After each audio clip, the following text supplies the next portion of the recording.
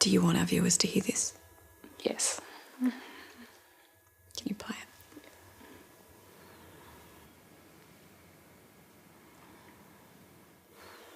Police emergency, this is Dominic. Okay, can I speak to the supervisor on the ex-detective sergeant of police? Okay. So just so you understand, 000 is an emergency call centre? I understand that. It's being recorded and that's exactly what I want. Okay, what was your name? Ashley Bryant. Ashley, I can't transfer you to a supervisor because there's no need to. Okay. All right, well, I'm about to take my life. And why, mate? What's happened to make it cause you to do that? I understand this is being recorded and I suffered post-traumatic stress disorder. It's heartbreaking. But I didn't blame him.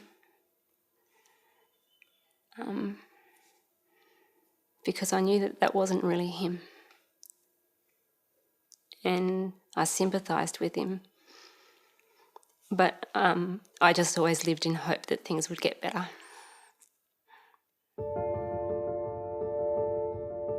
Post-traumatic stress disorder, or PTSD, is a mental illness that will strike 1 in 5 police officers.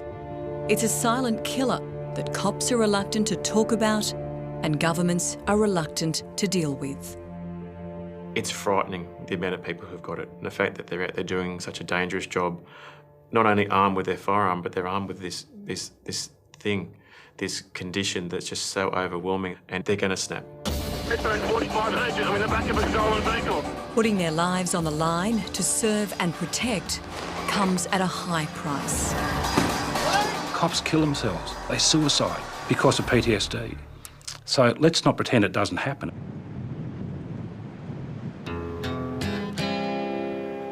Port Macquarie on the New South Wales mid-north coast was a great place for a kid to grow up in the 70s, and Ashley Bryant loved it. Summer breeze makes me feel fine. He was a nipper at the local surf club. After leaving school, Ashley joined the police force and landed a plum job at Manly Police Station. I was working at Mona Vale Hospital, so a group of female nurses went along to Mona Vale Christmas Ball, and I met Ash there, and we were together ever since. Deb Newton was a 22-year-old nurse when she met Ashley. 2 years later, they were married. So these are shots of our trip overseas when we went over to Europe, and we had a fantastic time. That was back in 1998. When we first met, you know, he was really vibrant and loved life, loved what he did, just was really positive about everything. And then having kids, that would have been, you know, like for all couples, kind of brings you much closer. Yeah, it's a pretty special time, yeah. Hey, Joe. And he was a good dad. Yeah. Yeah, he was a good fun dad. He loved his job. He did, and he was good at his job. So good that in 2007, Ashley was assigned to the newly created Unsolved Homicide Squad. Police believe she was locking up her yellow Gemini and probably never saw her killer sneak up. His first cold case was the baffling and brutal 1984 rape and murder of Sydney restaurant hostess Joanne Hattie. Using DNA evidence, Ashley and his team sent this man, David Fleming, to prison for 21 years and delivered justice for Joanne's family. Ashley was a good cop, relentless and determined to solve his cases, a real perfectionist. He was also very sensitive and caring with grieving victims and their families. But all the human tragedy he witnessed was slowly taking its toll. Even from the beginning, you know, in the early days, there was always incidents that he would come home and was obviously very affected by, whether it be motor vehicle accidents or self-harm, suicides. He had tears rolling down his face. In 2008, Ashley was promoted to Detective Sergeant in the New South Wales country town of Burke. The whole family packed up and headed west, but Ashley's PTSD followed. Ash drove past in his work four-wheel drive and stopped and saw us.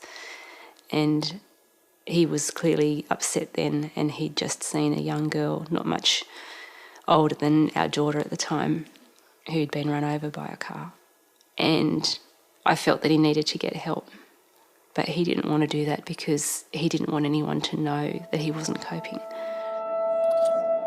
It was really heartbreaking to see that strong person become a shell of himself.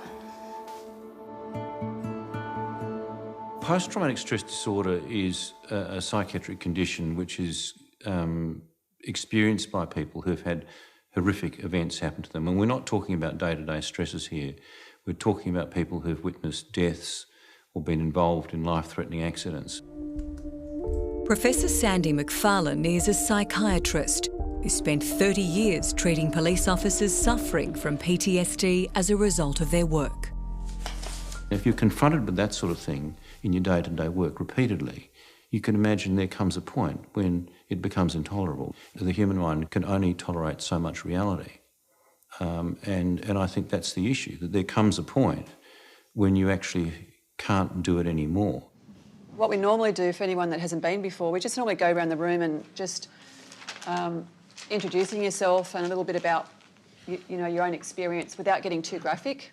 Once a month, every month, for the last 9 years, Esther McKay makes sure there's a safe place for damaged cops to go and help each other. It just brought up a lot of issues with work and isolation. She was a dedicated cop for 21 years, most of it as a forensic crime scene investigator, until she was medically discharged with PTSD in 2000. And from that stage, I realised that I was going to lose my career, which was quite devastating. And I think when you talk to police, you'll see that commonality. They love their job. It's a real passion. I just lost the plot, and it was incomprehensible. Got to a stage where I was effectively negotiating with myself not to jump off a cliff. These are all former police officers whose lives have been crippled by their on-the-job experiences. I was a police officer for 32 years, and when you look back, I think we did a bloody good job with very little. You're right.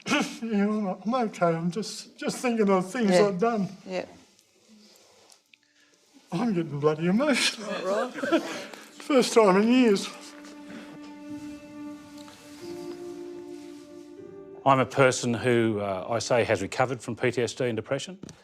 So my story is a little bit different in many regards. In over 20 years as a cop, Alan Sparks experienced the extremes of the job. As the hunt for a suspected terror group goes on, He attended the fatal Hilton Hotel bombing in 1978. They were shot dead by John. Was one of the first at the scene of the 1995 double murder of 2 policemen.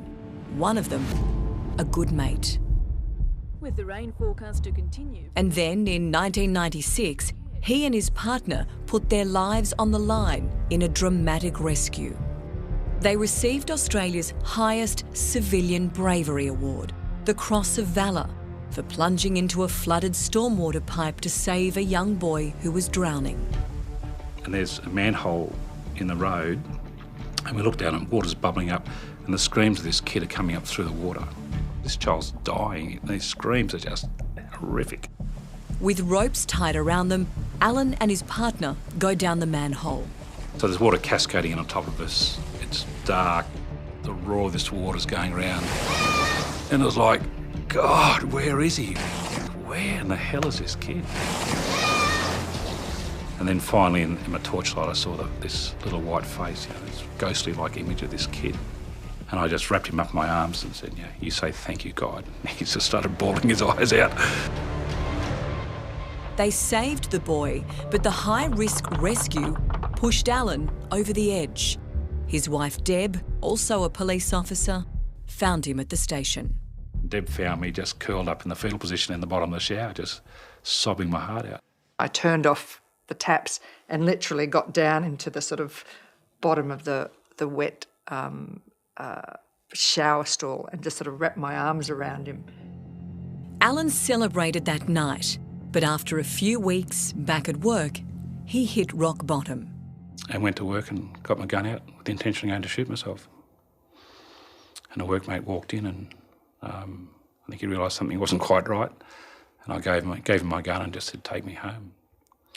And that was the last day that I ever worked as an operational police officer. Alan was diagnosed with PTSD and after a decade of therapy is now better. During that time, a colleague he once worked with, Ashley Bryant, was getting worse. Ash wasn't somebody who sat behind a desk for his career. Ash was a really good cop, a really proactive, good, dedicated police officer whose life got to the state of absolute despair and desperation. Detective Sergeant Ashley Bryant, a father of 3, was now stationed in Ballina on the New South Wales North Coast. But he was reaching breaking point. Is that dinner? Yeah, that's dinner. We had a beautiful home up there. We had a 5-acre sort of hobby farm. And, you know, the kids had motorbikes and it was lots of fun. It was an absolutely beautiful place to live. And I guess every time you move, there's always this perception that everything's going to be better. But then the realities of jobs came in and it ended up being the same. And over time, he confided in me that he had considered suicide. In January 2012, Ashley took 3 months sick leave and a psychiatrist diagnosed him with PTSD. Antidepressants and sleeping tablets didn't help. He found it was that he could get to sleep easier with alcohol. Neither did 3 weeks in a rehab facility. So in December that year, after 23 years in the job, he told his boss he couldn't go on. Did the decision to resign make him feel better or worse? No, it made him feel much, much worse. From my point of view, I was really, really happy that he had finally taken that step. And he was devastated. Unemployed, Ashley applied for a disability pension, but there was a delay with his claim. Deb found a job in Port Macquarie and the whole family moved once more. In May of 2013, he had received a letter from one of his insurers telling him that his claim for total and permanent disability had been knocked back. And that affected him greatly. That just began a downhill spiral. So things became really, really difficult at home again. And so he felt that it would be better if he moved away. A week after Ashley moved out, he had an appointment to see a psychologist, and Deb wanted to be there with him. During that appointment, we discussed him going back to the rehab centre, and again he refused to do that. And at that point he stood up and just said, "I can't do this anymore," and he left. When Deborah left the appointment here in Coffs Harbour, she had a 2-hour drive south home to Port Macquarie, and she thought Ashley was on his way back to Lismore, about an hour and a half north.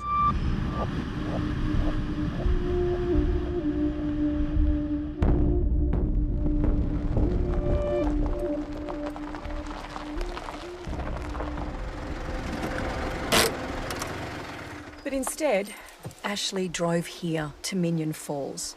3.5 hours north, a really beautiful but isolated picnic spot, way up in the hills, inland from Byron Bay. And he sat in the car and he made his final calls. First to his brother, and then he spoke to Deb's mum, telling them he was at Minion Falls. But neither could talk him out of what he was planning. And then he made his last call. He made a phone call to 000 and he spoke to the operator there and he asked to speak to the supervisor. Can I ask why you got hold of it? Because I needed to hear it for myself.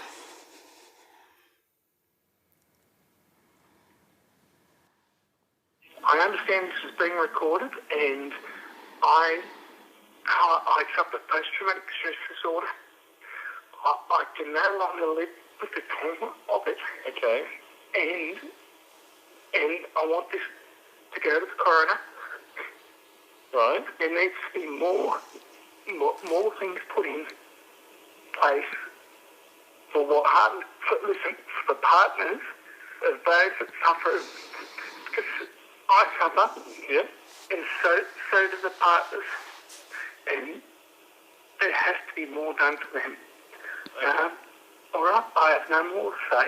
And so you're at Minion Force, and mate, are you able to wait for the police to get there? No, I'll be gone before they arrive. Thank you. Can you please at least...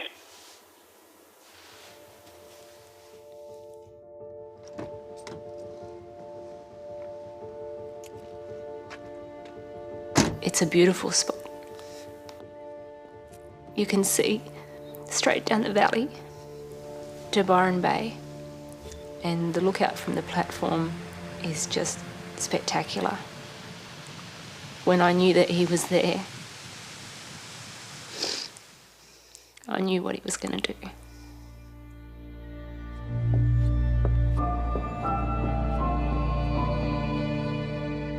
And why do you think he made that final step? I don't know. I don't know how he could do that. I don't know how you...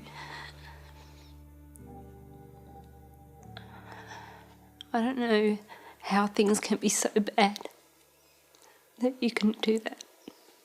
I don't understand that.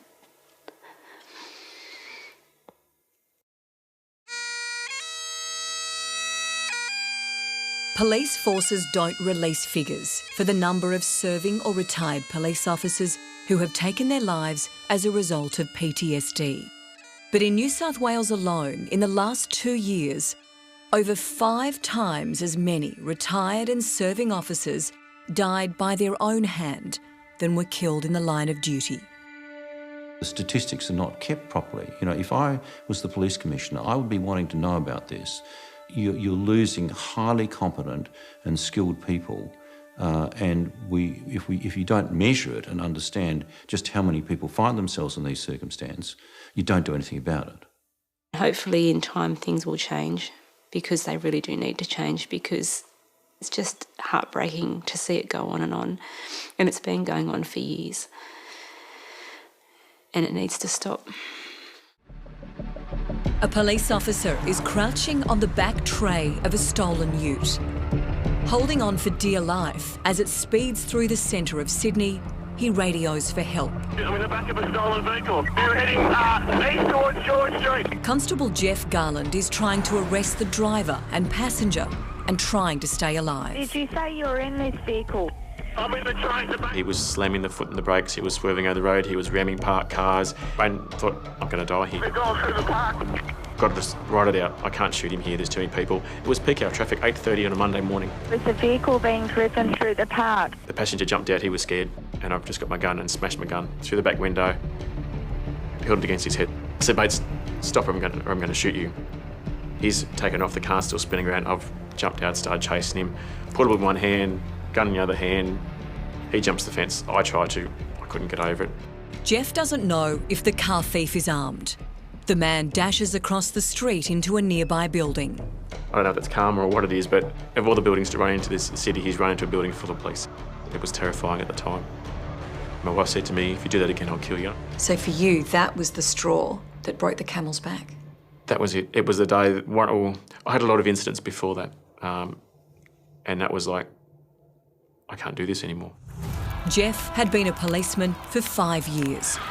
He was based in Redfern, where in a short time he experienced a lifetime of danger and violence. I used to be a very happy-go-lucky sort of person. I know that I changed a lot when I was in the police. I'd be involved in a major incident, and then I'd come to work the next day and I'd break down crying, or I'd go to work and I'd sit out in my car and I'd cry. And I'd be late for work, so I'd be sitting in the car and I'd be crying because I didn't want to go in. I couldn't do it anymore. But I had to be strong because I'm a policeman, that's what I'm supposed to do. Jeff hoped to move up the coast in 2002 to a quieter posting would save his career. But the daily trauma of frontline policing didn't go away. There was just no rest. It was like bang, bang, bang, bang, bang, and it just got too much. I just thought that I wasn't coping, and I could tell I wasn't coping. I was crying at work, I was avoiding work. I couldn't go near a police station. I couldn't wear police uniform. And that's hard, but my wife's a police officer too. 2, 3, go! And then it all got too much. I remember one time when I had enough. I wanted to go away. I didn't know what I was going to do. I just wanted to go away. No. And I dropped my girls off, and my 3-year-old daughter was at the window, and she's going, Daddy, don't go. And it's like, I don't know how she knew. I don't know, but she's at the window, knocking on the window, saying, Daddy, don't go. And I don't know how she knew, but it just like, that was it. No, wasn't going to do it, no. Jeff knew he needed help. He was medically discharged from the police force in 2011, and with the help of his wife, Rachel, and intensive counselling, he's well on the road to recovery. But Jeff worries about the many police men and women who aren't getting help. It's frightening, the amount of people who've got it, and the fact that they're out there doing such a dangerous job, not only armed with their firearm, but they're armed with this thing, this condition that's just so overwhelming, and it can get to the stage where they're going to snap, where they could end up taking their own life. Adding to the stress of police suffering PTSD are the hurdles they're forced to go through to make workers' compensation or disability claims.